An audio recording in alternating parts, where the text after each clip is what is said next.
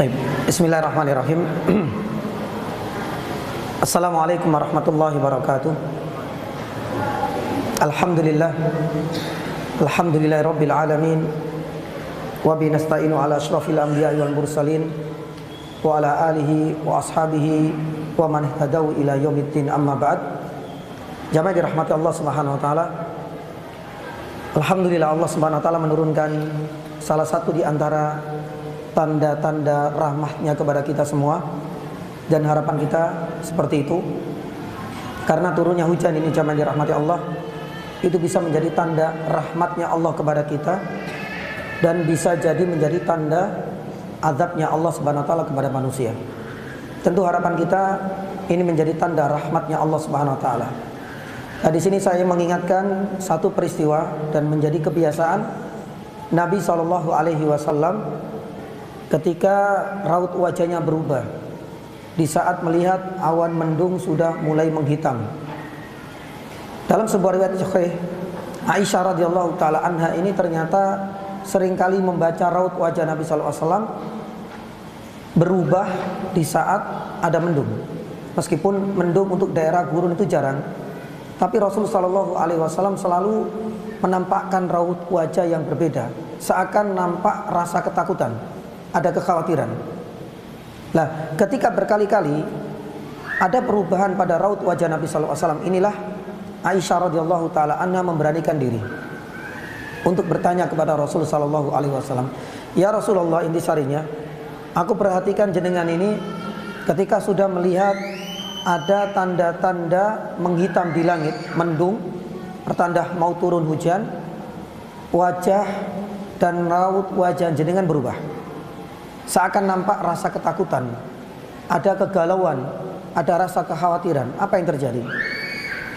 Rasulullah SAW kemudian menjawabnya, "Ya, wahai Aisyah, siapa yang menjamin bila mana air hujan yang sebentar lagi akan turun itu adalah bukti rahmatnya Allah Subhanahu wa taala?" Karena Nabi SAW teringat dengan kaumnya Nabi Hud, kaum Ad. Allah Subhanahu wa taala turunkan azab dengan jenis yang sama, yaitu air hujan. Itu adalah permulaan azab bagi mereka. Makanya Allah Subhanahu wa taala abadikan di dalam surat Al-Ahqaf ayat 24. Ketika sudah mulai nampak awan menghitam, mereka mengatakan, "Hadza 'aridum mumtiruna." Ya, dengan mudahnya mereka mengatakan bahwasanya, oh, ini adalah tanda-tanda hujan seperti biasa. Ya, artinya kalau seandainya hujan turun ya ada masanya, saat itulah kemudian hujan itu akan berhenti. Dengan nada ejekan. Tapi kata Rasulullah SAW, siapa sangka itu menjadi awal petaka yang akhirnya menghancurkan kaum Ad. Lah, inilah yang saya khawatirkan, wahai Aisyah. Kita nggak tahu apakah air hujan yang Allah SWT turunkan nantinya itu adalah tanda-tanda rahmat Allah SWT kepada kita, ataukah sebaliknya membawa azab dan merupakan bentuk siksa Allah SWT kita semua atas dosa-dosa yang mungkin tidak kita sadari. Oleh karena itu, kita disunahkan untuk selalu membaca Allahumma shayyiban nafi'an. Kenapa di sini nafi'? Karena harapannya air hujan yang turun ini adalah bermanfaat. Artinya bukti dan wujud dari rahmatnya Allah Subhanahu wa taala.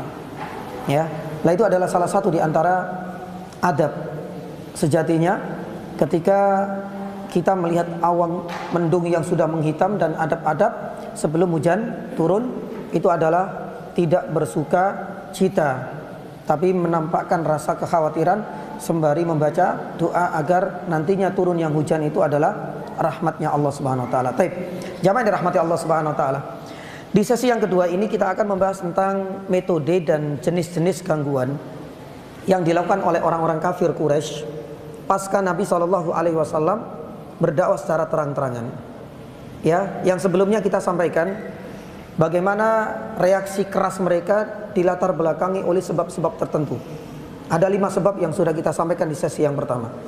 Adapun yang berikutnya ini adalah seperti apa sih bentuk gangguan dan metode mereka, ya, menolak, bahkan bisa dikatakan itu melawan Rasulullah Shallallahu Alaihi Wasallam dan para sahabatnya. Jadi luar biasa sekali ya jamaah dirahmati Allah. Perlawanan antara tauhid dan kesyirikan ini hampir dipastikan tidak akan mampu bisa berhenti. Hingga salah satu ikut dalam ya alur dan jalur yang lain. Makanya Allah Subhanahu wa taala firman, ya walan tardo, ini ada sebuah bukti, walan tardo angkal yahudu walan nasara hatta tattabi'a millatahum. Selama kita yang kalah kemudian ikut mereka, selesai sudah.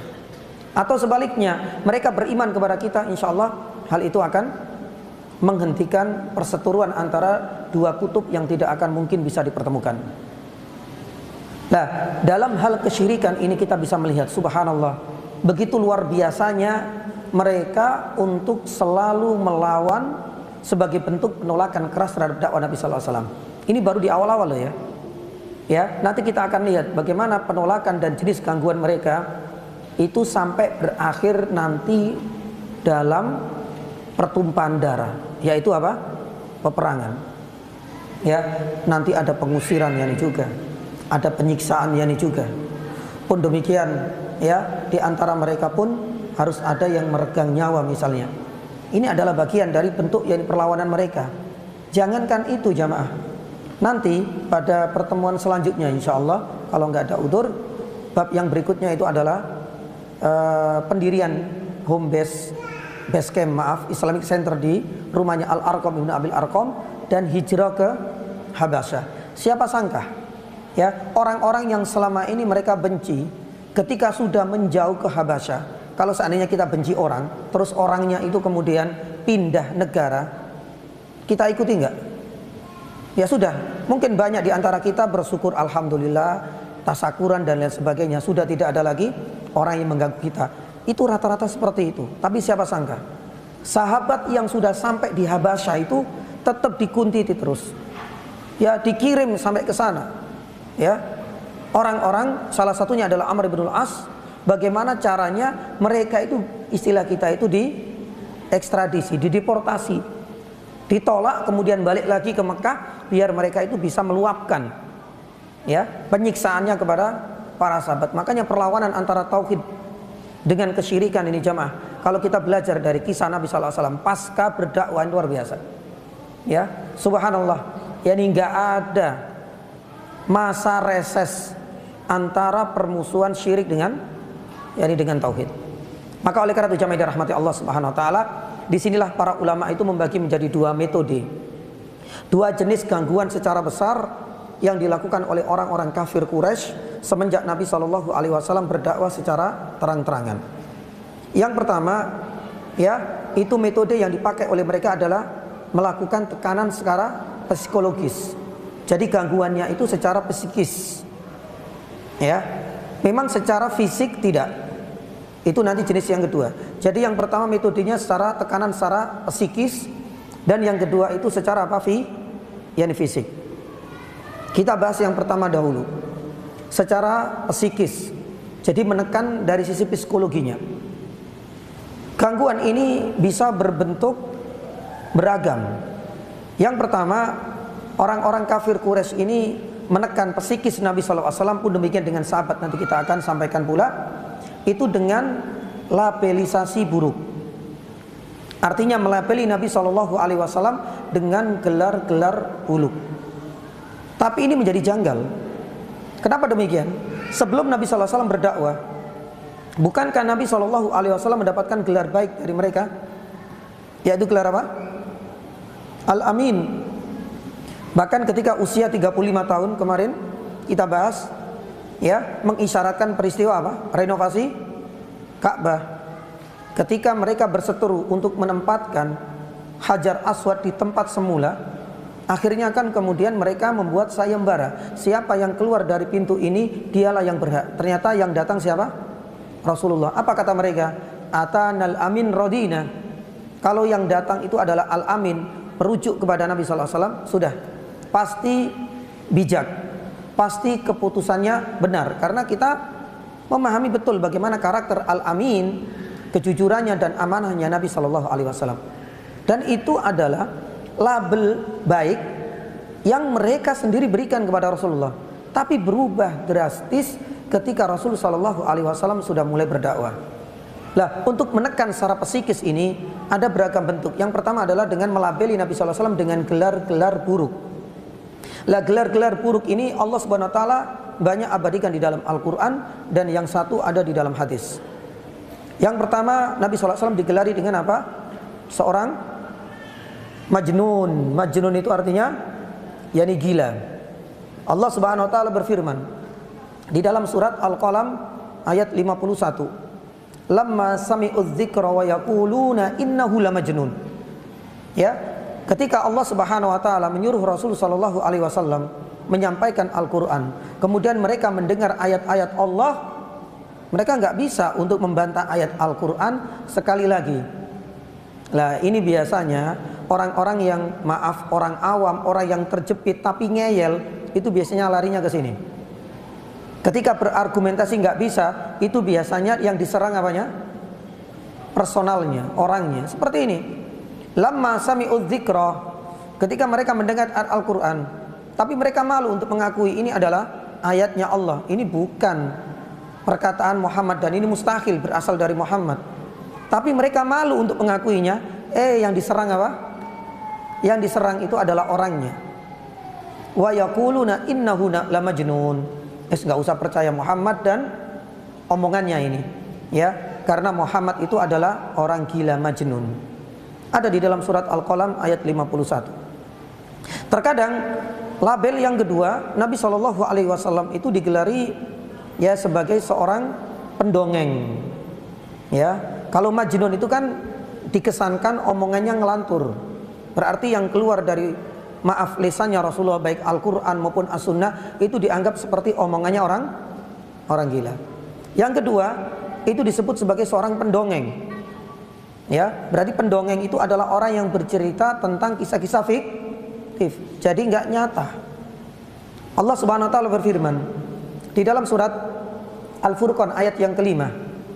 Di dalam surat Al-Furqan ayat yang kelima, Allah Subhanahu Wa Taala berfirman, wa qalu asatirul awwalina iktadabaha fayatumla alaihi bukrata wa asila. Jadi mereka ya menuduh Nabi Shallallahu Alaihi Wasallam itu sebagai pendongeng. Berarti Al-Quran yang disampaikan oleh Rasulullah pun demikian dengan hadis ini dianggap sebagai dongeng, kisah fiktif, cerita tidak nyata. Ya, dan ini memang cara untuk menekan psikis Nabi Shallallahu Alaihi Wasallam agar penduduk Makkah itu tidak terpengaruh dengan dakwahnya Rasulullah Sallallahu Alaihi Wasallam. Ini yang kedua. Adapun di antara label yang ketiga dan keempat, Rasulullah Sallallahu Alaihi Wasallam itu ya dianggap sebagai tukang sihir sekaligus sebagai seorang pembohong atau pendusta. Ini memang kontraproduktif untuk yang keempat. Ya, kalau yang ketiga sebagai seorang penyihir, yang keempat itu sebagai seorang pendusta. Kenapa yang keempat ini kontraproduktif? Karena sebelumnya Nabi Sallallahu Alaihi Wasallam diberikan gelar apa? Al-Amin. Lalu kok tiba-tiba kemudian disebut sebagai seorang pembohong? Ya, lah ini yang tidak berseberangan. Allah Subhanahu Wa Taala abadikan di dalam surat Shad ayat yang keempat. Di dalam surat Shad ayat yang keempat Allah Subhanahu Wa Taala firman, wa qalal kafiruna hadza sahirun kadzdzab. Jadi orang-orang kafir itu ketika sudah berargumentasi, beradu argumen dengan Nabi Sallallahu Alaihi Wasallam tentang penyembahan kepada berhala, karena ini adalah sesembahan yang tidak layak dijadikan sebagai Tuhan karena buatan tangan-tangan kita sendiri. Ujung-ujungnya yang diserang itu adalah orangnya. Nabi Sallallahu Alaihi Wasallam dituduh sebagai seorang sahir. Jadi orang tukang sihir diharapkan penduduk Makkah itu takut, supaya tidak mendekat, supaya tidak percaya dengan Muhammad. Itu adalah keinginannya orang-orang kafir Quraisy, penggede-penggedenya, karena Muhammad ini dianggap sebagai tukang sihir. Ya sebagaimanalah kalau seandainya kita punya tetangga tukang sihir, kan ada rasa takut pada diri kita. Dan ucapan-ucapannya itu barangkali adalah tamtamah atau mantra-mantra. Jadi yang keluar dari lisannya Rasulullah itu dianggap sebagai mantra-mantra seperti mantra-mantra yang keluar dari lisannya tukang sihir. Padahal itu adalah Al-Quran. Atau sebagai seorang pembohong. Ya sebagaimana layaknya orang yang berdusta, maka ucapannya itu nggak usah digugu. Ucapannya itu diabaikan saja. Maka pun demikian dengan Nabi SAW ketika menyampaikan ayat atau hadis, mereka mengatakan wa qalal kafiruna hadza sahirun kadzdzab. Dan kadzdzab ini tingkatannya lebih tinggi daripada kadzib, jemaah. Ya, kalau kadzib, kalau kita belajar bahasa Arab, kadzib itu mungkin sekali dua kali. Tapi kalau seandainya seseorang itu disebut dengan al-kadzdzab, ya, itu bisa menunjukkan berkali-kali karena keseringannya. Ya. Makanya Musailamah al-kadzib apa al-kadzdzab? Yani al-kadzdzab. Karena tidak sekali dua kali. Orang ini sudah over. Ya, tidak hanya mengaku sebagai seorang nabi, bahkan mengklaim dirinya mendapatkan wahyu berkali-kali dari malaikat yakni Jibril. Makanya dia memiliki banyak sekali surat-surat gubahan sebagai bentuk tandingan untuk Al-Qur'anul Karim berkali-kali. Makanya kemudian melekat pada diri Musailamah al-Kadzdzab. Ada yang mengatakan al-Kadzdzab itu adalah bukti bagaimana Allah Subhanahu wa taala ya melabeli Musailamah ini dengan al-Kadzdzab sebagai hukuman setimpal dirinya di dunia. Ya, sebagaimana Abu Jahal. Abu Jahal yang kita kenal dulunya mendapatkan kunyah apa? Abul Hakam. Ya, bapaknya bapak kebijaksanaan. Karena dia adalah orang yang bijak. Di usia yang masih tergolong muda, ide-idenya selalu brilian dan cemerlang. Tapi siapa sangka nanti kita akan sampaikan di metode kedua, karena satu kejadian itulah berubah total. Sebelumnya menjadi bapak kebijaksanaan menjadi bapak kedunguan.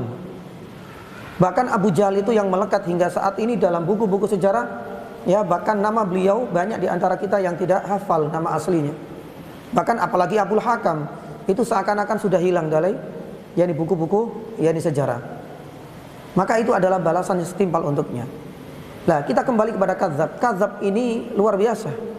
Karena dianggap Nabi SAW itu tidak sekali dua kali menyampaikan ayat Al-Quran, kan berkali-kali. Karena ayat Al-Quran itu banyak. Makanya kemudian dianggap saking seringnya menyampaikan Al-Quran, Rasulullah dituduh sebagai kadzdzab. Allah Subhanahu wa taala abadikan di dalam surat yani Shad yani tadi, wa qalal kafiruna hadza sakhirun yani kadzdzab. Taib, ini adalah yang ketiga dan yang keempat. Adapun yang kelima, jamaah dirahmati Allah Subhanahu wa taala, Rasulullah sallallahu alaihi wasallam itu dituduh sebagai orang yang terkena apa sih? Yani sihir. Ya, orang yang terkena yakni sihir. Sebagaimana kita tahu, orang yang terkena sihir ini kan mau tidak mau, ya, banyak orang yang merasa takut bila nanti sihirnya itu berpindah kepada dirinya. Lah, ini adalah metode bagi orang-orang kafir untuk menjauhkan penduduk Mekah dari ajakan dakwah Nabi Shallallahu Alaihi Wasallam. Itu dikesankan hati-hati dengan Muhammad. Muhammad ini terkena sihir. Yang nyihir siapa? Jibril. Ya, kalau kalian itu enggak pengen terkena sihir, jauhi Muhammad. Oleh karena itu Allah Subhanahu wa taala berfirman di dalam surat Al-Isra ayat 47.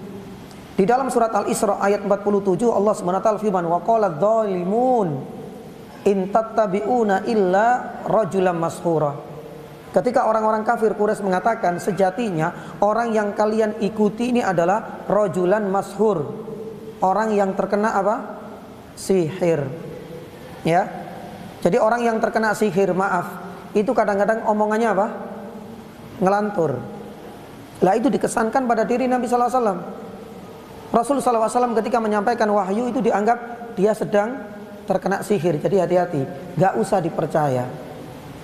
Subhanallah, sampai sejauh itu. Dan ini adalah label yang kelima. Adapun yang paling berat, ya, sebenarnya secara psikis pada diri Nabi sallallahu alaihi wasallam itu yang paling akhir. Yaitu dikatakan sebagai sobe. Sobe itu ada di dalam Al-Qur'an banyak kita jumpai, was-sobiin. Ya, as-sobi, as-sobiin. Yani Syekh Masyhur hafizahullah taala ketika menjelaskan tentang makna sobe ini ternyata ada silang pendapat di karangan para ulama ilmu tafsir. As-sobe, as-sobiun, as-sobiin ada kan dalam Al-Qur'an? Itu memang memiliki banyak sekali penafsiran. Ada yang mengatakan as-sobi itu adalah orang-orang yang menyembah malaikat. Ada pendapat ulama tafsir yang lain mengatakan as-sabi itu adalah orang yang menyembah bintang-bintang. Ya.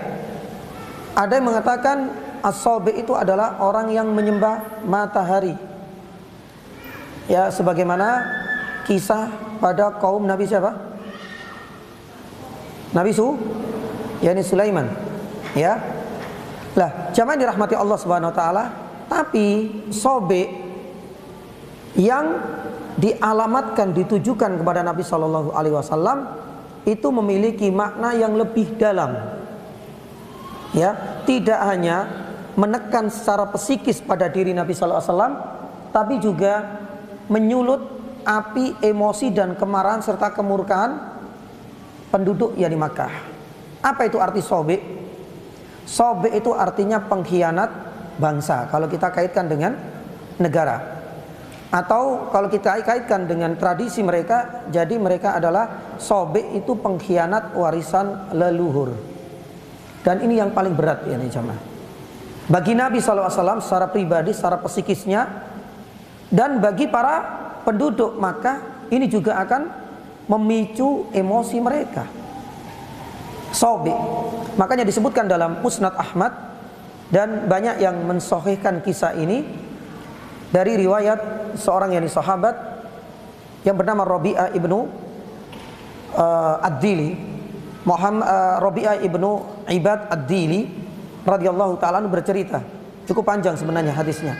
Intisarinya Nabi SAW kan berdakwah secara door to door, karena memang dakwanya ini sudah tidak sembunyi-sembunyi lagi. Dari rumah ke rumah diketok pintunya. Nabi SAW selalu mengatakan, ayuhan nas qulu la ilaha illallah tuflihu. Wahai manusia, saya cuma minta satu, ucapkanlah la ilaha illallah. Dan sekali lagi mereka faham konsekuensi dan tafsirnya. Tuflihu, kalau seandainya engkau mengatakan demikian, tuflihu, pasti engkau akan beruntung di dunia maupun di akhirat. Subhanallah, disinilah kemudian Rabi'ah ibnu Ibad Ad-Dili radhiyallahu ta'ala menceritakan, karena beliau menyaksikan sendiri. Setiap kali Nabi SAW mengatakan demikian, dikuntiti oleh pamannya sendiri, yaitu Abu Lahab. Dan Abu Lahab inilah perintis awal pemerakarsa, ya, label buruk sobek kepada Nabi Shallallahu Alaihi Wasallam.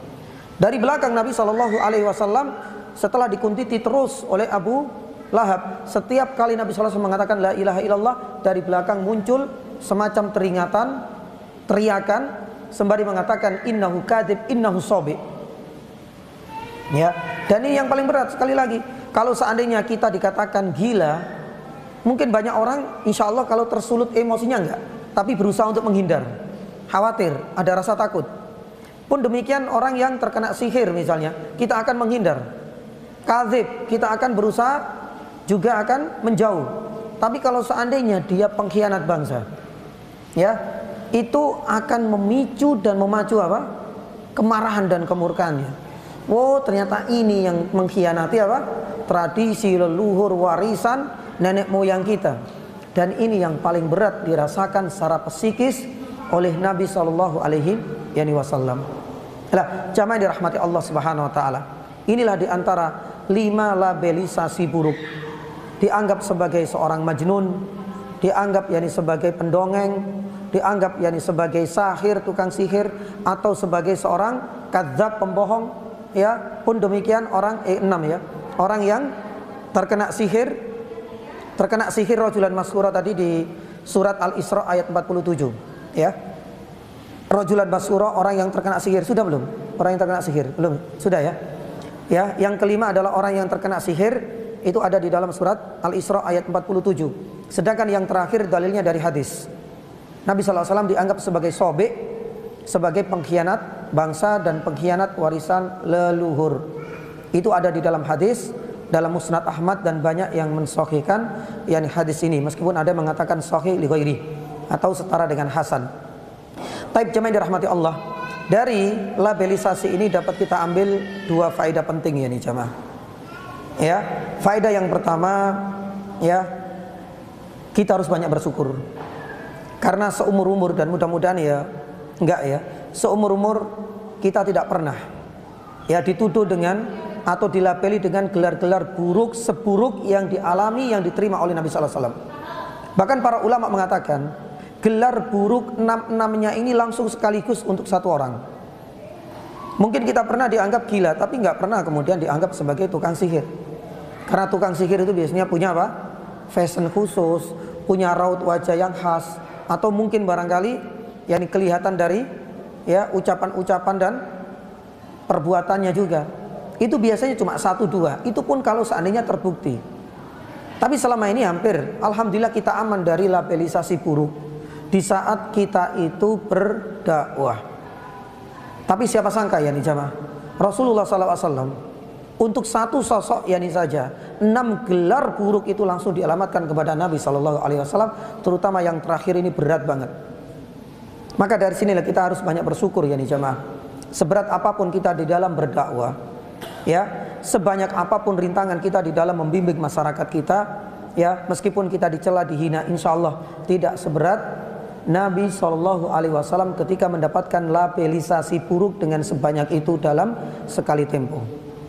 Yang kedua, faedah yang bisa kita petik yakni dari labelisasi buruk ini, kita harus mampu untuk menjaga lisan kita yakni jamaah. Kita harus mampu untuk menjaga ucapan yakni kita. Ya, ingatlah bahwasanya labelisasi buruk itu biasanya berawal dari lisan. Meskipun dalam dunia teknologi saat ini sudah tergantikan dengan jari jemari kita lewat media sosial. Ya, tapi semuanya ini memang sangat membekas sekali di hati orang yang dituduh, apalagi tuduhannya tidak benar. Maka oleh orang kita harus benar-benar menjaga lisan kita. Nabi SAW pernah bersabda, ya, di mana innal abda la yatakallamu bil kalimah, ya, la yalqa biha balan. Tapi apa?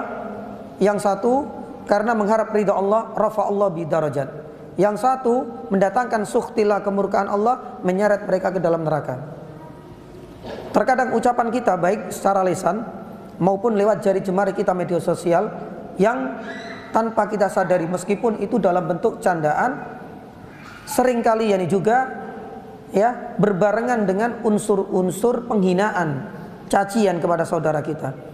Ingatlah Nabi SAW pernah bersabda di dalam hadis tadi, kalau seandainya ucapan, tulisan kita mengharap ridha Allah Subhanahu wa taala dari ucapan tersebut, tidak ada tuduhan-tuduhan bohong, tidak ada benar-benar cacian dan hinaan, Allah akan mengangkat derajat. Tapi siapa sangka ucapan-ucapan yang kadang-kadang ya pembawaan kita karena ada unsur yakni candaan, kita enggak menganggap ini adalah perkara yang besar, Allah Subhanahu wa taala akan menyeret kita ke dalam yakni neraka. Oleh karena itu jamaah yang dirahmati Allah, para ulama mengatakan bahwasanya sakitnya hati orang yang dicaci, dihina itu lebih berat yakni daripada sakitnya luka karena pedang. Makanya dalam bahasa syair disebutkan yakni apa? Qad yurja li jurhis sayfi bur'un wala bur'a lima jarhal lisan. Artinya apa? Kalau seandainya seseorang itu terluka sabetan pedang misalnya, atau tusukan tombak, atau lemparan panah misalnya, asalkan enggak meninggal, qad yurja bur'uhu, masih diharapkan bisa sembuh. Tapi labur alimajar khalisan, tapi ketika seseorang tergores perasaan dan hatinya oleh ucapan lisan, penghinaan, cacian, meskipun itu cuma candaan, labur seringkali ya tidak ada penawarnya dan sulit sekali bisa sembuh. Maka inilah diantara yakni dua hal yang bisa kita ambil yakni faedahnya. Kita harus banyak bersyukur di saat kita berdakwah.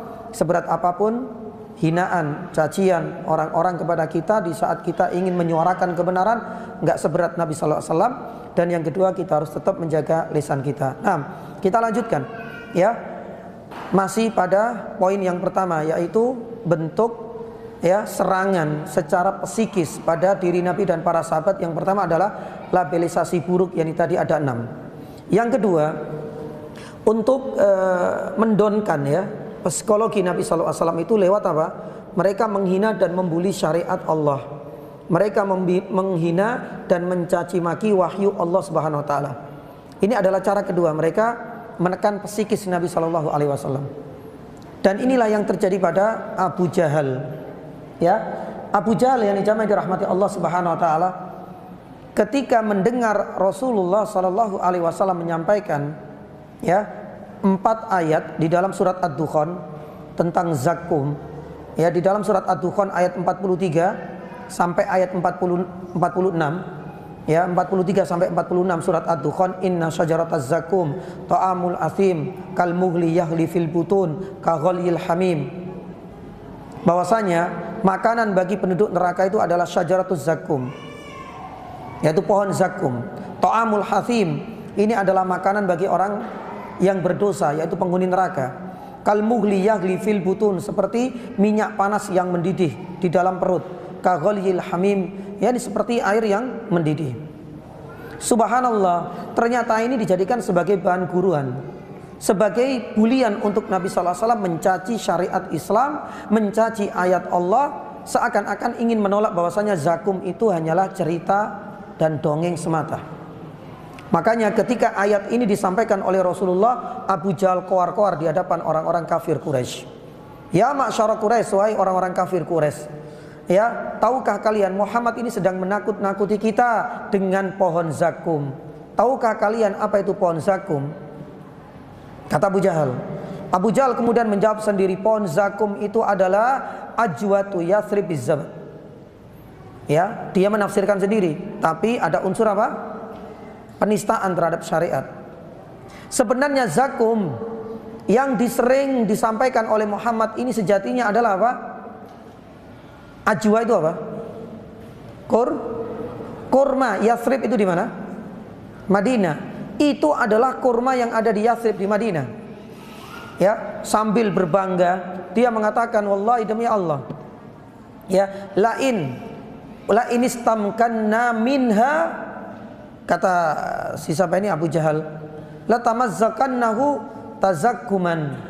Kalau seandainya aku diberikan kesempatan untuk bisa mendapati pohon kurma ajwa, dan itu adalah zakum menurut penafsiran dia, Abu Jahal, pasti aku akan makan dan melahap sepuas-puasnya. Ya, itu adalah sebagai bentuk apa? Penghinaan terhadap syariat. Ya, padahal zakum sudah disampaikan oleh Nabi sallallahu alaihi wasallam dalam surat At-Dukhan, ta'amul azim kalmu yal fil butun. Tapi kemudian ini namanya framing. Ya, sambil menyindir. Ya, disalah tafsirkan oleh Abu Jahal. Seakan-akan apa yang selama ini ditakuti oleh Rasul sallallahu alaihi wasallam dikesankan itu bukan sesuatu yang sangat menakutkan oleh Abu Jahal.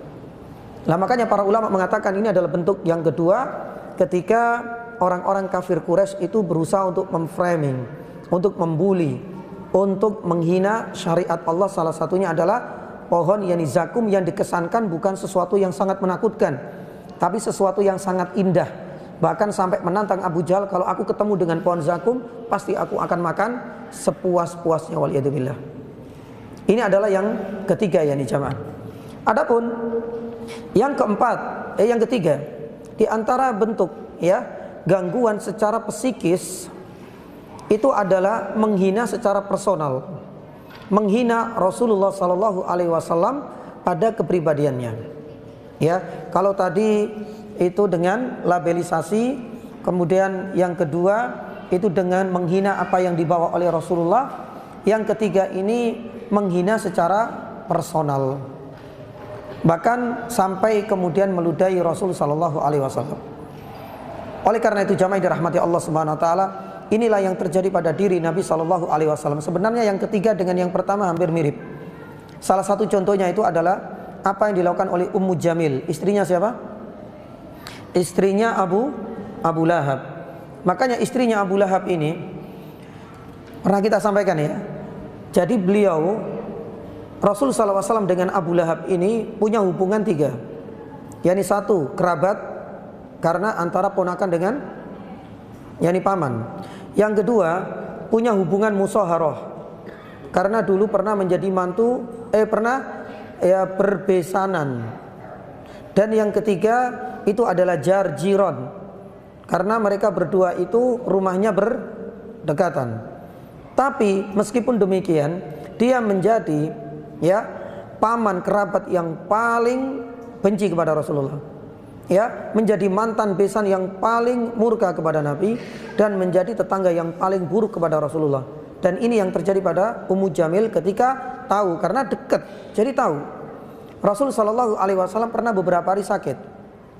Dan ini yang menjadi latar belakang turunnya surat Ad-Duha yang kita kenal dengan ma wadda'aka rabbuka wa ma qala. Ketika Rasul sallallahu alaihi wasallam hampir 2 hari sakit, gak ada yang menjenguknya.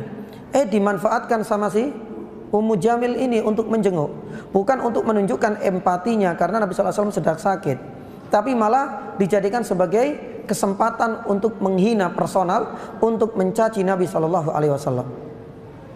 Ya, datanglah Ummu Jamil sambil mengatakan, "Ya nilam araka, aku belum melihat selama 2 malam, artinya 2 hari engkau sakit ini, kau enggak pernah dikunjungi syaitonuk, ya, setanmu. Ya, setanmu ini ditujukan kepada siapa? Malaikat yakni Jibril. Ya, kau enggak pernah lihat ini syaitonmu ini. Biasanya datang menjengukmu, ya, bawa wahyu dan lain sebagainya. Jadi malah memanfaatkan kondisi orang sedang sakit untuk dibully, untuk dicaci dan untuk dihina. Barulah kemudian Ummu Jamil mengatakan, "Inna rabbaka qad tarakak." Berarti Tuhanmu ini sudah tidak peduli lagi denganmu. Ya, Tuhanmu ini sudah benar-benar meninggalkanmu. Lah masa sakit 2 hari enggak pernah dijenguk. Nah, seperti itu.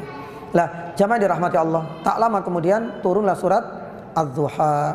Wadh-dhuha wal-laili idza saja ma wadda'aka rabbuka wa ma qala. Ayat yang ketiga ini sebagai bentuk bantahan kepada Ummu Jamil. Seakan-akan Nabi SAW ketika turun surat ini, wahai Muhammad, abaikan saja, jangan pedulikan omongannya Ummu Jamil. Ma wadda'aka rabbuk. Wadda'a itu dari taudi, haji wada, disebut haji wada karena apa? Perpisahan. Artinya Rabbmu itu tidak akan berpisah denganmu, tidak akan meninggalkanmu. Ma wadda'aka rabbuka wa ma qala. Makanya dalam kesempatan yang lain, yang namanya Ummu Jamil ini juga pernah mencaci dan menghina Nabi sallallahu alaihi wasallam. Ya, dia membuat semacam mungkin yel-yel. Ya, mudhammaman yakni abaina wa amrahu qalaina wa dinahu abaina. Dia mengatakan demikian. Jadi mudhammam itu memplesetkan untuk Nabi. Muhammad itu yang terpuji. Kalau mudhammam, mazmuma artinya apa? Tercela. Ya, tidak disebut Muhammad, tapi mudhammam. Tapi semua orang tahu kalau mudhammam ini adalah plesetan dari nama yakni Muhammad. Mudhammam, ya, asoina. Kemudian wadinahu qalaina wa amrahu yakni abaina. Mudhammam artinya Muhammad ini, ya, kita ingkari. Wa amrahu, sedangkan perintahnya Muhammad ini kita abaikan, sedangkan ajarannya ini kita tinggalkan. Itu kemana-mana dia menggunakan yel-yel ini untuk menunjukkan kebencian dan menunjukkan penghinaan dan caciannya kepada Rasul sallallahu alaihi wasallam. Dan memang ini setali 3 uang, ya. Antara suaminya Abu Lahab seperti itu, dulu juga pernah menghina Rasulullah, tabban laka ya Muhammad. Akhirnya turun surat Al-Lahab. Istrinya mengatakan apa? Ya, syaitanu, turun surat Ad-Duha. Ya, dan ini juga dilakukan oleh sang putranya. Sang putranya bernama Utbah. Jadi Abu Lahab ini punya 2 putra, Utbah dengan Utaibah. Ya, dua-duanya inilah yang pernah menjadi menantunya siapa? Rasulullah sallallahu alaihi wasallam.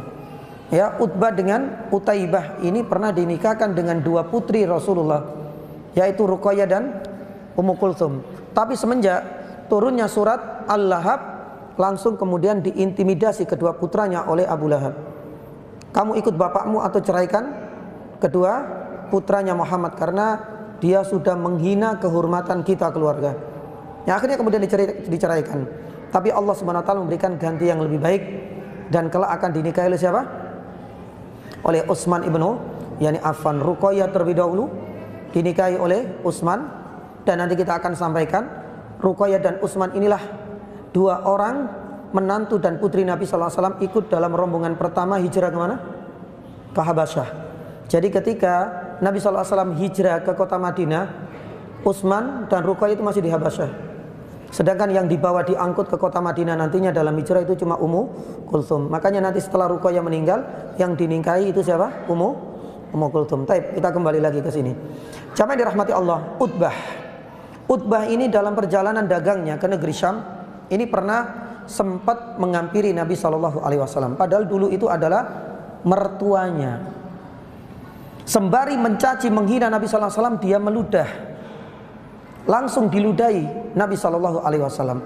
Rasul Shallallahu Alaihi Wasallam cuma berdoa, Allahumma sallit alaihi kalban min kilabik. Ya Allah, jadikanlah ia dikuasai oleh, ya ada mengatakan anjing itu kalab, tapi ada mengatakan itu adalah hewan buas. Yang penting hewan buas.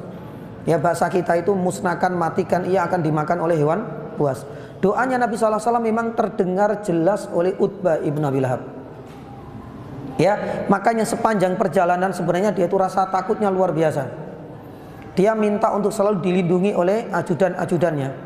Wajar karena Abu Lahab ini adalah orang yang kaya raya. Makanya Allah Subhanahu wa taala wujudkan dan Allah Subhanahu wa taala kabulkan doa Nabi sallallahu alaihi wasallam. Disebutkan dalam Fathul Bari kisah ini di tengah perjalanan ketika mereka membangun atau mendirikan tenda, si Utbah ini sudah merasa takut. Ya, kenapa demikian? Bukan karena sekedar dia seorang nabi, tapi Rasul Shallallahu Alaihi Wasallam ini adalah sosok yang selalu benar dan jujur. Makanya dalam hati kecil dia juga takut. Dia juga percaya dengan doa-doanya Muhammad ini nggak sembarangan. Ya, makanya rasa takut inilah kemudian dia berpesan agar ajudannya ini menjaga, ya, barak atau semacam tenda di mana di situ dia bertempat. Subhanallah, Allah Subhanahu wa taala wujudkan di dalam Fathul Bari disebutkan tak lama kemudian datanglah seekor hewan yang sangat buas. Subhanallah, itu enggak mencederai, enggak melukai dan tidak membunuh ajudannya. Tapi dengan izin Allah dia loncat masuk ke dalam tenda tersebut dan akhirnya menewaskan Utbah. Benar apa yang didoakan oleh Rasulullah, Allahumma sallit alaihi kalban min yani kilab.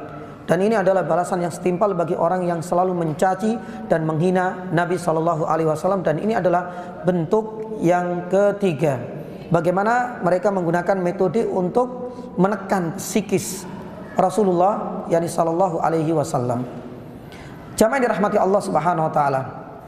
Di antaranya yang lain itu adalah mengganggu, ya, aktivitas dan rumah tangga Nabi Shallallahu Alaihi Wasallam.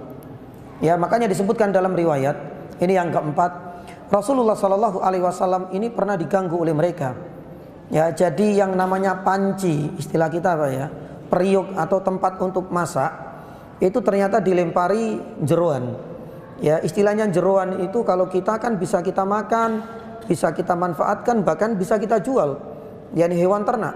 Ya, tapi bagi mereka kala itu jeroan itu memang enggak dimanfaatkan dan menunjukkan memang sampahnya hewan ternak. Jadi ini adalah bagian dari cara mereka untuk mengintimidasi, menekan, mendonkan psikisnya Nabi SAW, diganggu. Jadi tempat-tempat makan atau yang namanya periuk atau panci-pancinya itu dilempari seperti diisi, ya, jeruannya hewan-hewan yakni ternak. Ya, pun demikian jamaah dirahmati Allah, tidak hanya Nabi SAW yang mengalami hal ini. Bahkan para sahabat pun mengalami hal yang sama. Ya, itu banyak yang ditekan secara psikisnya. Terutama adalah orang-orang tua mereka. Kita bisa melihat bagaimana kisahnya Sa'ad ibn Abi Waqqas kan? Sa'ad ibn Abi Waqqas itu juga mendapatkan tekanan secara psikis gara-gara pembesar suku Quraisy ini ketika tahu banyak di antara pengikut Nabi Shallallahu Alaihi Wasallam itu adalah anak-anak muda, orang tuanya dipanggil semua. Ya, kemudian diintimidasi. Mereka kemudian diberikan dua pilihan. Kalau nggak bisa ngurus anak kalian semua, ya istilahnya diintimidasi, nggak usah tinggal di sini dan lain sebagainya. Pokoknya gimana caranya kembalikan anak kalian, itu tanggung jawab kalian. Dan salah satu orang tua yang diintimidasi itu adalah siapa? Ibunya Sa'ad ibnu Abi Waqqas. Memang Sa'ad ibnu Abi Waqqas ini ditekan secara psikis lewat ibunya yang mogok makan. Makanya turunlah surat yang ada di dalam surat Luqman, wa in jahadaka ala tusyrik ma laysa fala tuti'huma wa sahibhuma fid dunya ma'rufa.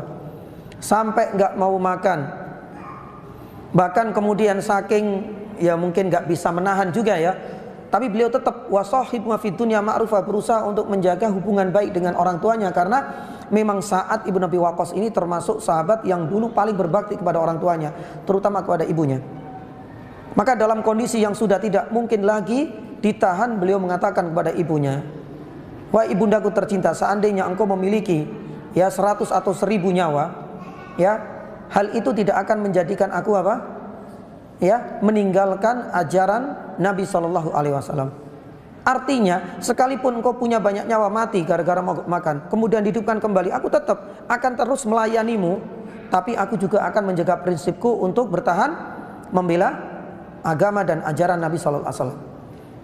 Akhirnya dari situlah Sa'ad ibnu Abi Waqqas agak sedikit memaksa, disuapi dengan paksaan ibunya, karena itu selama beberapa hari nggak makan, karena diancam, Sa'ad kalau tidak dia tetap dalam kondisi seperti itu.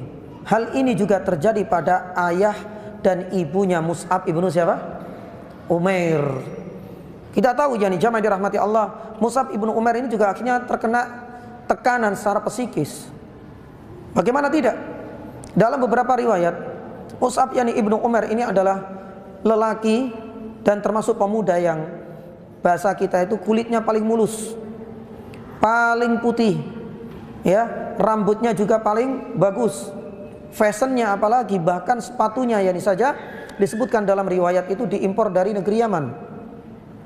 Minyak wakinya kalau seandainya dia sudah lewat, itu dalam radius berapa meter itu masih tercium harumnya orang-orang yang berada di belakangnya. Memang luar biasa. Semua fasilitas kebutuhan itu langsung di cover oleh kedua orang tuanya. Giliran tahu Mus'ab ibnu Umair ini menjadi pengikutnya Rasulullah, lah orang tuanya dipanggil juga, diberi tekanan oleh orang-orang kafir Quraisy. Akhirnya semenjak itulah kedua orang tua langsung memutus semua kebutuhan dan hajat hidupnya Mus'ab ibnu Umair. Tapi subhanallah, karena memang kekuatan imannya Mus'ab ibnu Umair inilah, beliau tetap tidak bergeming meskipun berubah total.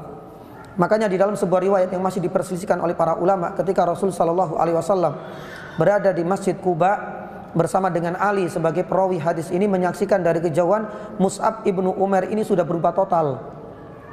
Mulai dari bajunya yang sudah mulai lusuh, kulitnya sudah mulai kayak ular yang sudah pecah-pecah, itu apa namanya, bersisik, sudah mulai bersisik, sampai Nabi Shallallahu Alaihi Wasallam kemudian menangis menyaksikan bagaimana kondisi Mus'ab ibnu Umair dahulunya dengan saat ini. Tapi beliau tidak bergeming sama sekali. Bahkan kelak Nabi Shallallahu Alaihi Wasallam memberikan jabatan yang sangat spesial sebagai duta pertama dalam sejarah Islam. Dikirim kemana? Ke Madinah. Nanti kita akan bahas insyaallah taala. Detik-detik terakhir sebelum Nabi Shallallahu Alaihi Wasallam hijrah, yang diutus ke sana itu adalah Mus'ab. Dan tugasnya Mus'ab ini banyak. Sebagai dai sebagai intelijen atau intel juga juga dia juga sebagai bahasa kita EO, menyiapkan semuanya. Seperti EO wedding itu kan menyiapkan semuanya. Dia juga menyiapkan tempatnya nanti di mana, bagaimana kondisi semuanya. Tugasnya berat sekali, dan itu diberikan kepada Mus'ab ibnu Umair. Tapi Mus'ab ibnu Umair ini berakhir dengan sangat mengharukan. Abdurrahman ibnu Auf radhiyallahu taala anhu pernah bercerita bagaimana akhir dari perjalanan panjang Mus'ab ini dalam perang apa? Perang Uhud. Beliau salah satu di antara syuhada Uhud. Mus'ab ibnu Umair ketika meninggal diceritakan oleh Abdurrahman ibnu Auf kepada putrinya. Saat itu putrinya menyiapkan makanan.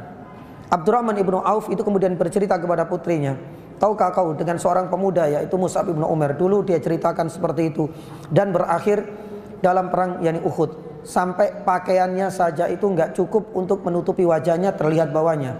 Yang bawah ditutup, yang atas juga terbuka." Akhirnya beliau mengatakan bahwasanya tidak ada laki-laki yang paling afdal kecuali adalah Mus'ab. Dia langsung menangis, dan makanan yang sudah disiapkan putrinya itu enggak beliau makan. Lah ini menunjukkan bagaimana solidaritas juga antar sesama kaum muslimin, sesama para sahabat. Lah ini adalah tekanan secara psikis yang terjadi tidak hanya pada para nabi, tidak hanya kepada Rasulullah, tapi kepada para sahabat. Termasuk tadi siapa? Mus'ab ibnu Umair, kemudian Sa'ad ibnu Abi Waqqas, dan secara psikis itu juga terjadi pada kedua putri Nabi dan Rasulullah SAW sendiri. Bayangkan ya nih jamaah, seandainya kita Masya Allah ya berposisi seperti Rasulullah, punya dua putri yang sudah nikah, kemudian dua-duanya dicerai dalam waktu yang sama, dalam tempo yang sama sekaligus, bagaimana perasaan secara psikologi yang kita? Ya, akan menanggung dua hal. Satu, kita akan merasa malu dengan masyarakat. Yang kedua, kita akan juga ikut menanggung begitu beratnya kedua putrinya harus diceraikan. Nah, ini memang caranya mereka. Makanya Nabi SAW harus menanggung ya harga diri sebagai ayah, dan yang kedua juga harus tetap memberikan hiburan kepada putrinya. Berat ini. Kalau sudah membahas tentang diceraikannya kedua putri Nabi SAW, kalau seandainya kita itu berposisi seperti Nabi SAW, banyak di antara kita yang pasti gagal sudah. Berat loh ini jamaah. Dan inilah salah satu juga di antara sekian yang banyak. Ya, para sahabat termasuk putri Nabi SAW juga mendapatkan tekanan secara apa? Psikis. Ya, taib. Ini adalah di antara beberapa contoh dan metode orang-orang kafir Quraisy di dalam menekan mereka secara psikis, mengganggu mereka dan mendonkan psikologi mereka, dengan harapan setelah mereka nggak kuat, mereka akan tinggalkan ajaran Muhammad, atau Nabi SAW diharapkan itu bisa kembali atau ikut pada ajaran dan kepercayaan masyarakat yakni jahiliyah. Tapi subhanallah, dari semua yang kita ceritakan ya, itu semua tidak ada yang berhasil, gagal total. Bahkan mereka semakin yakni kuat. Nabi SAW pun tidak terpengaruh dengan itu semua. Kedua putri Nabi SAW, alhamdulillah, Sa'ad ibn Abi Waqqas bisa kita lihat, sampai Mus'ab ibnu Umair pun hingga akhir hayatnya ketika meninggal tetap mempertahankan akidah yakni tauhid. Kemudian jenis yang kedua jamaah yang dirahmati Allah, ini adalah metode yang agak berat juga ya, karena dilakukan oleh orang-orang kafir Quraisy, menyiksa mereka, mengganggu mereka secara yakni secara fisik ya. Dan ini banyak, tidak hanya Nabi SAW, tapi kebanyakan adalah para yakni sahabat ya. Nabi SAW juga pernah mengalami penyiksaan secara fisik, tapi juga tidak terlalu berat ya. Salah satunya diceritakan ketika Fatimah radhiyallahu taala anha membersihkan punggung ayahnya ya, ketika ditaruh apa yakni jeroan ya. Dan ini memang secara fisik, meskipun enggak, ada mengatakan ini masuk secara fisik, ada mengatakan masuk secara yakni psikis ya. Nabi SAW yang kedua itu juga pernah diancam oleh Abu Jahal ya, akan diapakan, akan diinjak. Dan ini yang menjadi salah satu sebab nuzul, sebab yang melatar belakangi turunnya surat Al-A'la, innal insana layatgha ar-ra'austaghna, sampai kemudian abdan idza shalla, sampai di akhir yakni surat Al-A'la. Ini juga, tapi alhamdulillah tidak sampai terjadi, karena Allah Subhanahu wa taala menurunkan bantuannya lewat yakni malaikat. Jadi ketika Abu Jahal ini hendak ingin mewujudkan keinginannya, ternyata dia nggak berani mendekat Rasulullah, padahal kesempatan ada di depan mata. Rasulullah sedang sujud, dan inilah yang dia harapkan. Ketika sujud dia ingin menginjak ya punggungnya, atau paling tidak kepalanya di belakang lehernya itu dengan kakinya, tapi ternyata dia menghindar. Oleh karena itu banyak teman-temannya itu yang bertanya-tanya, ini sudah kesempatan di depan mata, kenapa engkau menghindar, kenapa engkau menjauh? Ternyata aku melihat apa? yakni kobaran api yang menjadi penghalang antara diriku dengan yakni dengan Muhammad. Padahal itu adalah yakni malaikat. Makanya Rasulullah SAW pernah bercerita setelah kejadian ini, seandainya dia memberanikan diri, pasti langsung akan disikat oleh yakni malaikat. Ya, meskipun ada ancaman, ya ancamannya itu adalah janji untuk melukai Nabi SAW secara fisik, tapi alhamdulillah yakni semuanya tidak terjadi. Sebagaimana juga Uqbah ibnu Abi Mu'id, ini juga pernah menyiksa Nabi SAW secara fisik. Ketika mengambil selendangnya, kemudian apa? Ya, mencekik lehernya Nabi SAW. Nabi SAW dalam kondisi seperti itu ditanya, siapa yang akan menolongmu? Allah. Ya, tapi tak lama yang kemudian yang gantian. Lah, jamaah dirahmati Allah Subhanahu wa taala, ini adalah di antara bentuk-bentuk tekanan secara fisik yang dialami oleh Nabi SAW, dan masih banyak lagi sebenarnya. Tapi kita nanti akan berpindah kepada sebagian para sahabat yang pernah mengalami secara fisik. Dan orang yang pertama ya mengalami tekanan secara fisik hingga meregang nyawa dan dianggap sebagai wanita pertama yang mati dalam ya mati syahid itu adalah siapa? Sumayyah binti Khayyat. Dan ini menjadi awal kenapa Abu Jahal dikenal dengan nama tersebut daripada kunyah sebelumnya yang dikenal dengan Abul Hakam. Makanya Abu Jahal yakni kala itu saking bencinya kepada keluarga ya Alu Yasir, Yasir disiksa, ya istrinya Sumayyah juga disiksa, putrinya juga disiksa, termasuk Ammar putranya juga disiksa.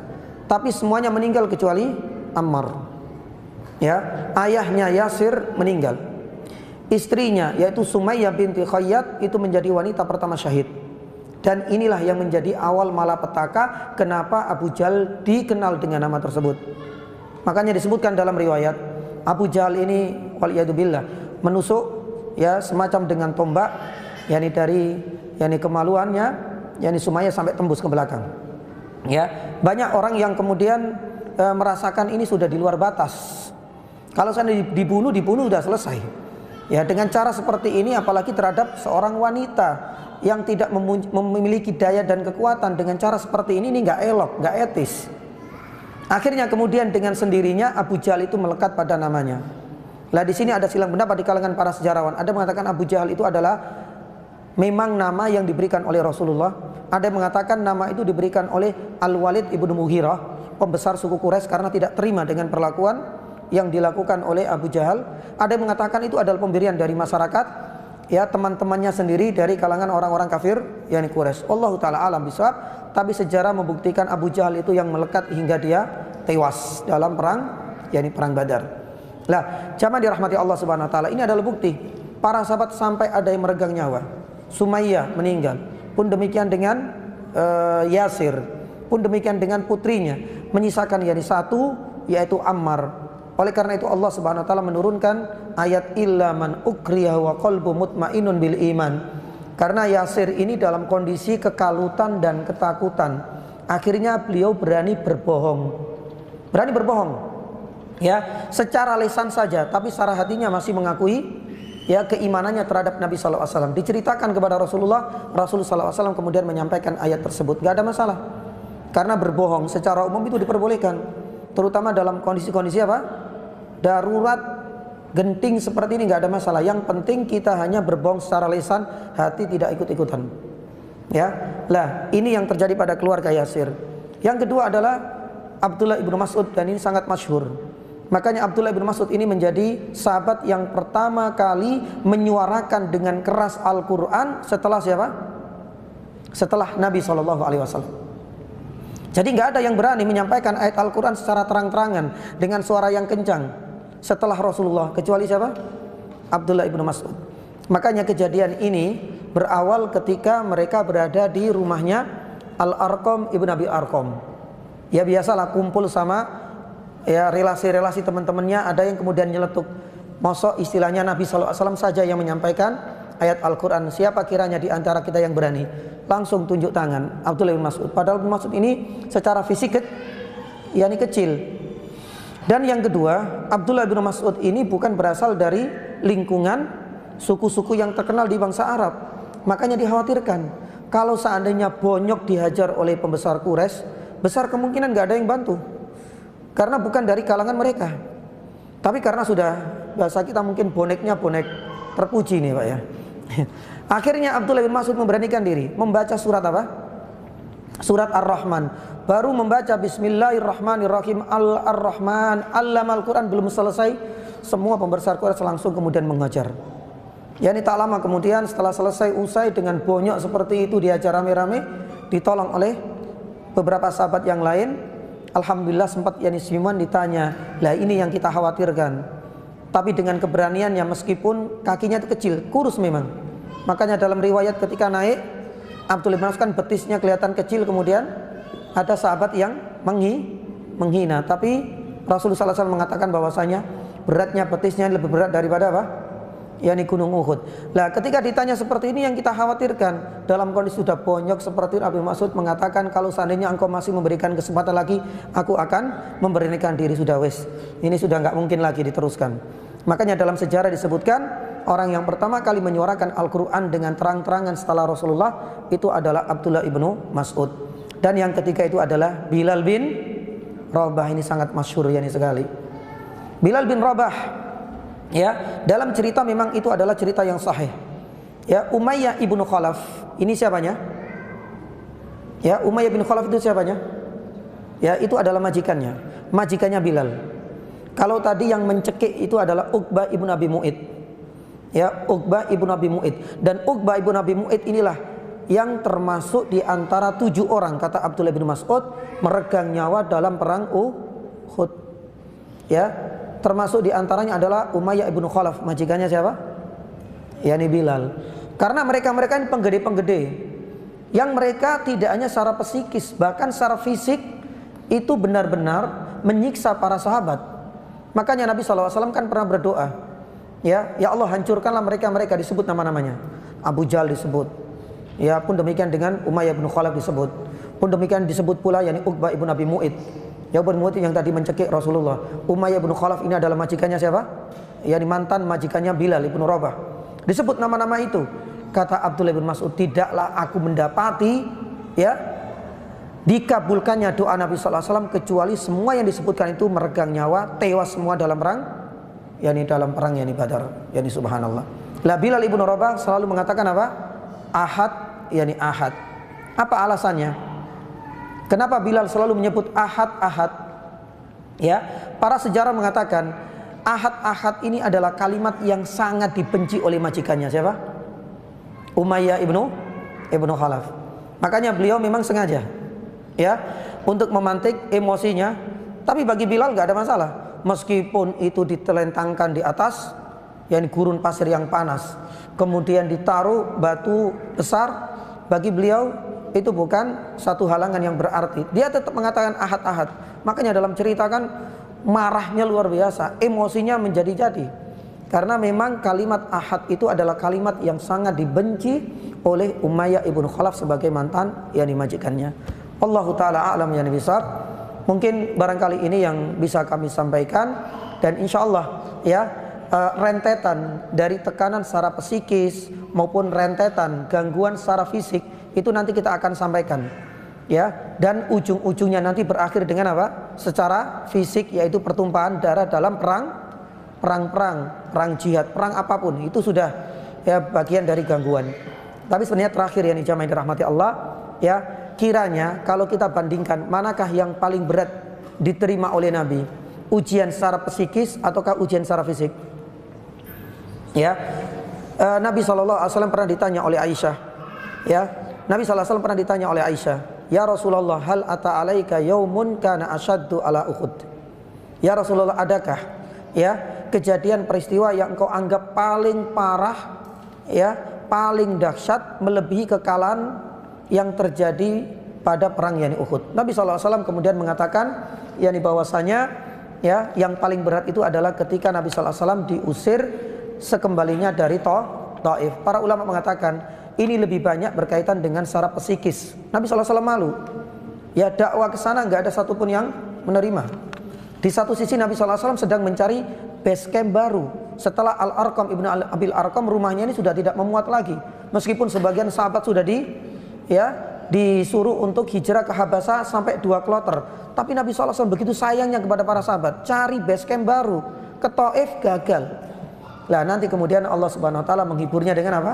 Kejadian Isra, yakni Mi'raj, untuk menghibur Rasulullah. Dan nanti kemudian ada Baitul Aqabah sampai Rasulullah SAW dapat base camp baru, yaitu di kota Madinah. Taib. Demikian ada satu pertanyaan, sanallahu ilaik. Taib.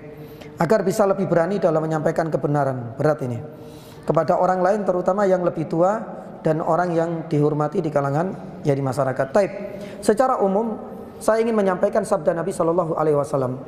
Rasul Shallallahu Alaihi Wasallam bersabda, ya, bahwasanya dalam mengingkari kemungkaran itu ada beberapa tahapan.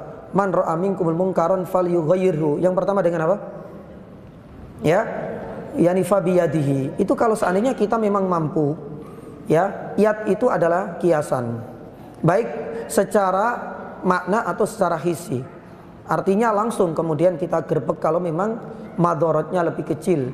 Artinya manfaatnya lebih besar kalau seandainya langsung kemudian kita ingkari dengan tangan, dengan kekuatan. Dan kekuatan itu bisa bermakna maknawi lewat kekuatan jabatan kita sebagai ketua RT, ketua RW, sebagai kepala desa. Manfaatkan kalau ada misalnya anak-anak muda yang nongkrong-nongkrong sambil minuman keras di pojok-pojok, ya, kampung, komplek misalnya, ya, jadikan ini sebagai kesempatan untuk apa? Menggunakan kekuatan jabatan yang kita. Kalau seandainya nggak mampu, Nabi SAW berikan solusi. Yang kedua itu adalah dengan apa? Fabilisan.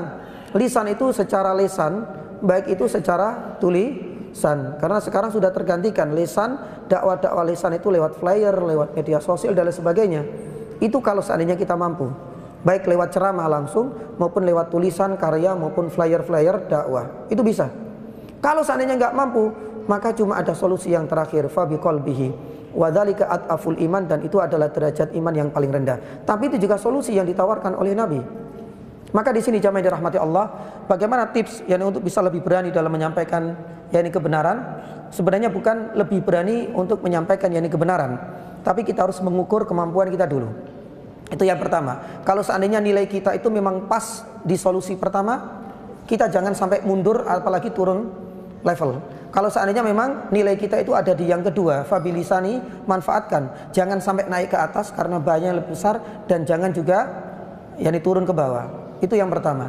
Dan yang kedua, yakni jamaah yang dirahmati Allah, kita harus banyak bersandar kepada Allah Subhanahu wa taala lewat doa. Ya, jangan sampai mengkerdilkan peran doa. Siapa sangka Umar bin Khattab radhiyallahu taala anhu, orang yang dulu membenci akhirnya juga masuk Islam. Para ulama menyebutkan dua sebab. Ada mengatakan sebabnya karena Umar itu membaca atau mendengar bacaan Al-Qur'an, ya, dari saudarinya Fatimah. Ada mengatakan bahwasanya, dan ini yang paling rajih insyaallah, itu juga tidak lepas dari doanya siapa? Rasulullah sallallahu alaihi wasallam. Allahumma a'izzal Islam bi ahabbair rajulaini ilaikuma, antara Abu Jahal dan antara Umar bin yani Khattab. Maka jangan sampai kemudian kita menyepelekan dan mengkerdilkan peran doa. Kalau Allah Subhanahu wa taala sudah berkehendak untuk membolak-balikkan hati, itu tidak ada penghalang antara doa seorang hamba dengan yakni Allah Subhanahu wa taala. Itu adalah yang kedua dengan apa? Yakni berdoa. Kemudian yang ketiga, yakni jamaah dirahmati Allah Subhanahu wa taala, di dalam menyuarakan yakni kebenaran, yang kita harus menggunakan ud'u ila rabbika bil hikmah, dengan bijak.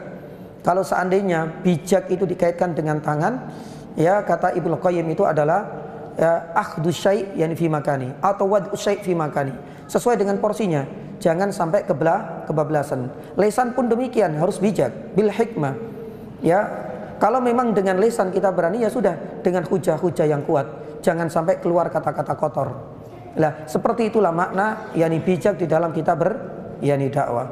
Wallahu taala a'lam yakni bisawab. Sekali lagi yakni jamaah dirahmati Allah, keberanian itu bukan ya ditunjukkan kepada ya kuatnya secara yakni fisik, tapi keberanian itu adalah sebenarnya terletak pada kekuatan yakni hati. Wallahu taala a'lam.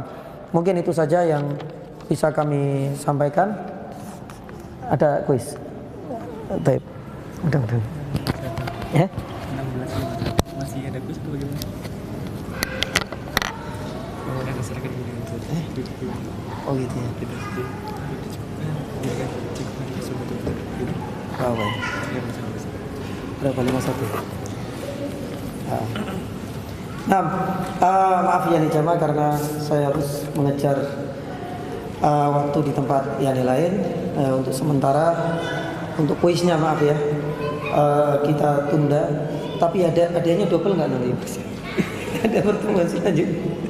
Ya mudah-mudahan ya pada pertemuan yang selanjutnya ya bisa kita berikan ruang lebih banyak untuk tanya jawab, dan ruang juga untuk kuis ya. Sebenarnya kuisnya sudah saya siapkan, tapi qadarullah saya harus mengejar waktu di tempat yang lain. Dan semoga Allah Subhanahu wa taala pertemukan kita di lain kesempatan. Kalau tidak ada udzur, sebenarnya masih ada satu kesempatan sebelum Ramadan bulan depan. Tapi saya kembalikan kepada tim dan panitia, kalau memang bulan depan diliburkan ya seutuhnya, ya berarti ini menjadi pertemuan terakhir. Tapi kalau nanti bulan depan, kalau nggak salah masih tanggal 4 ya, pekan pertama hari Ahad itu masih ada kajian, berarti kita tetap ya dilanjut dan itu menjadi pertemuan terakhir sebelum Ramadan biidznillah taala.